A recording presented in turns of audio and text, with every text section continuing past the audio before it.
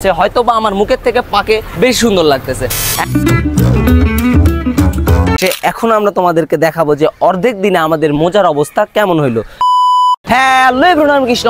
এখন আমি এসেছি বাংলাদেশের সবথেকে পরিষ্কার শহর রাজশাহীতে। এই পরিষ্কার শহরে আজকে আমরা সারাদিন এক জোড়া সাদা মোজা পরে ঘুরে বেড়াবো। আর বাংলাদেশের সবথেকে পরিষ্কার শহরে এক জোড়া সাদা মোজা পরে সারাদিন ঘুরে বেড়ানোর পর সেই মোজার অস্তিত্ব টিকে থাকে নাকি, তোমাদের এইটাই দেখানোর চেষ্টা করবো। তো চলো বেশি কথা না বলে আজকের ভিডিও শুরু করা যাক।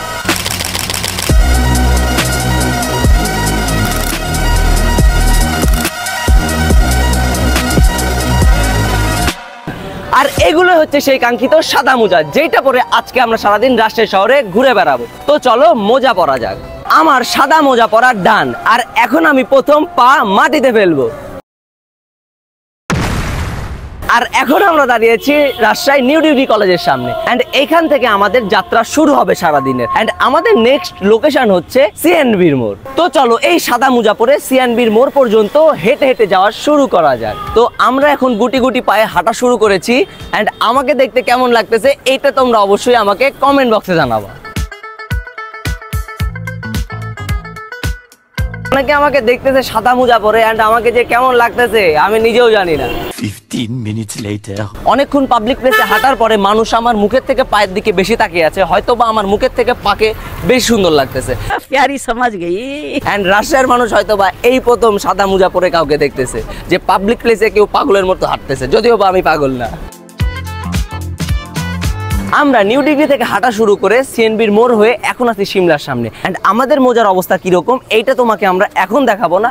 আমাদের মোজার অবস্থা দেখতে হলে তোমাদেরকে আরো কিছুক্ষণ অপেক্ষা করতে হবে। সো এখন আমরা শুনবো যে আমরা নেক্সট কোথায় যাব। যেহেতু আমরা এখানকার কোনো কিছুই চিনি না, আমরা লোকাল পোলাপাইনদের থেকে শুনবো যে এখন আমাদেরকে কোথায় গেলে ভালো হয়। মামা এখন আমরা কই যাবো তাহলে?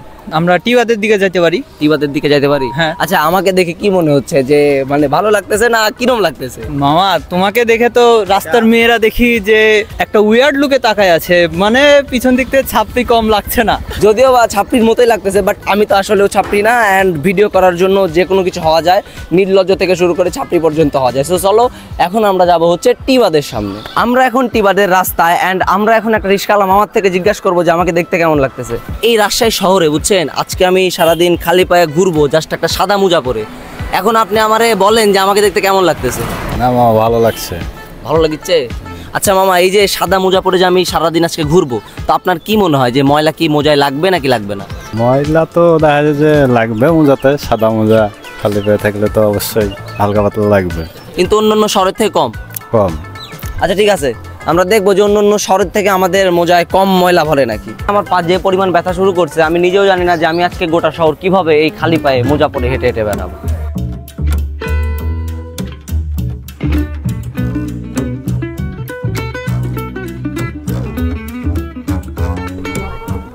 আমরা এখন আছি টিবাদের শেষ মাথায়, অ্যান্ড এইটার পেছনে আর যাওয়ার জায়গা নাই। যদি এইটার পেছনে যাই হয়তো বা তাহলে আমরা হাঁটতে হাঁটতে ইন্ডিয়া চলে যাব। অ্যান্ড হাঁটতে হাঁটতে আমার যে পরিমাণ হচ্ছে পানি পিপাসা লাগছে, এই জন্য আমরা টিবাদের কোনো একটা দোকান থেকে শরবত খাবো এবং শরবতওয়ালার থেকে জিজ্ঞাসা করব যে এই সাদা মোজা পরে আমাকে কেমন লাগতেছে। মামা শরবত দেন। আচ্ছা মামা, আমার দিকে একটু তাকান, আমার সাদা মোজা পরে এইভাবে কেমন লাগতেছে? ভালো লাগছে। ভালো লাগতেছে? সত্যি বললেন না মিথ্যা? সত্যি। ঠিক আছে, তাহলে সুন্দর করে আমাদের একটা শরবত দেন, যেন খায়া অনেক মজা লাগে। এন্ড তোমরা যারা রাজশাহী টিবাদে আসবে অবশ্যই মামার হাতে শরবত খায়া যাও, কারণ মামা আমারে খুব সুন্দর লাগতেছে এটা বলছে, যদিও বা লাগতে আমাকে ভালো লাগতেছে না দেখতে। 20 minutes later. আমরা গুটি গুটি পায়ে হাঁটতে হাঁটতে চলে এসেছি রাজশাহী কলেজের সামনে। অ্যান্ড এত ফুটেজ আমরা নিই নাই, কারণ তোমরা ফুটেজ দেখতে দেখতে বোরিং ফিল করবা। তো চলো বেশি কথা না বলে আগে রাজশাহী কলেজের ভেতরে ঢোকা যাক।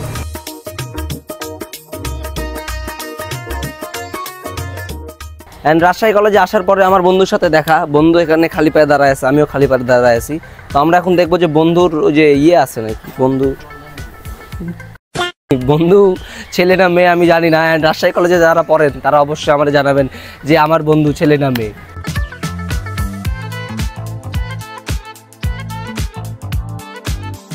অর্ধেক দিন হাঁটাহাঁটি শেষে এখন আমরা তোমাদেরকে দেখাবো যে অর্ধেক দিনে আমাদের মোজার অবস্থা কেমন হইলো। তো মোজার অবস্থা দেখার জন্য সবাই চোখ বন্ধ করো।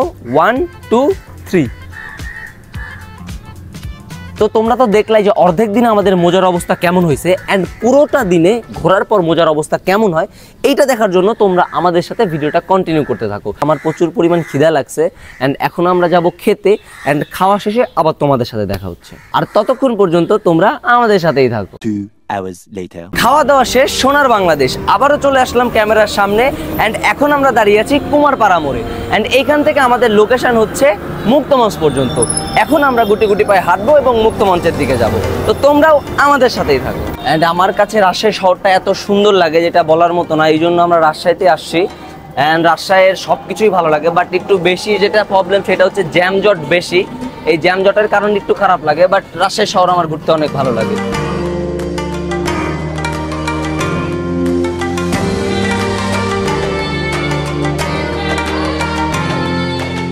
এখন আমরা চলে এসেছি মুক্তমঞ্চের সামনে, অ্যান্ড দিন শেষে যে আমরা সারাদিন হাঁটাহাঁটি করলাম, হাঁটাহাঁটি করার পর আমাদের মোজার অবস্থা কেমন এইটা এখন তোমাদেরকে আমি জানাবো। এবং আমি যতটুকু পারি রাজশাহী শহর ঘোরার চেষ্টা করেছি, এবং সারাদিন হাঁটার পরে আমার অবস্থা একদমই শেষ, আর একটা সেকেন্ড হাঁটার কোনো শক্তি আমার মধ্যে নাই। সো এখন আমি তোমাদেরকে দেখাবো যে আমরা সারাদিন ঘোরাফেরা করার পরে আমাদের মোজার শেষ লুক মানে লাস্ট লুকটা কেমন হয়। অ্যান্ড এটার উপর ডিপেন্ড করবে যে রাজশাহী শহরের ময়লা কতখানি আছে, যদিও বা গোটা বাংলাদেশের মধ্যে সব থেকে এটা ক্লিন সিটি বলে গণ্য করা হয়। এই যে এইটা হচ্ছে আমার ডান পায়ের অবস্থা, যেটা দেখে মনে হচ্ছেই না যে আমি কোনো নোংরার মধ্যে আসছি। যেমন এই যে বুট জুতা পরে হাঁটার পরে যে 2-1 দিন পরে যে একটা ময়লা ভাব আসে ওইটা দেখা যাচ্ছে।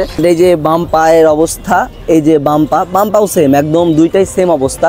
অ্যান্ড এটা দেখে বোঝা যায় যে রাজশাহী শহর সব থেকে সুন্দর এবং সব থেকে নিট অ্যান্ড ক্লিন। অ্যান্ড একটা শহরের তুলনায় এইটুকু ময়লা থাকা স্বাভাবিক ব্যাপার। এখন আমরা যদি অন্য কোনো শহরে যাইতাম তাহলে হয়তো বা আমার মোজার অবস্থা আরও কাইল হয়ে যেত, মানে কালোই কুটকুট করতো, মনে হইতো যে কোনো ডেনমেন থেকে কুড়ায় আনছি। সেই তুলনায় রাজশাহী শহর অনেক পরিষ্কার, অ্যান্ড আমার মোজার কিচ্ছুই হয় না। তো আজকের ভিডিও এই পর্যন্তই, অ্যান্ড যারা রাজশাহী থেকে ভিডিও দেখতেছেন তারা অবশ্যই কমেন্ট করে আমাকে জানাবেন যে আপনারা রাজশাহী থেকে ভিডিও দেখতেছেন নাকি।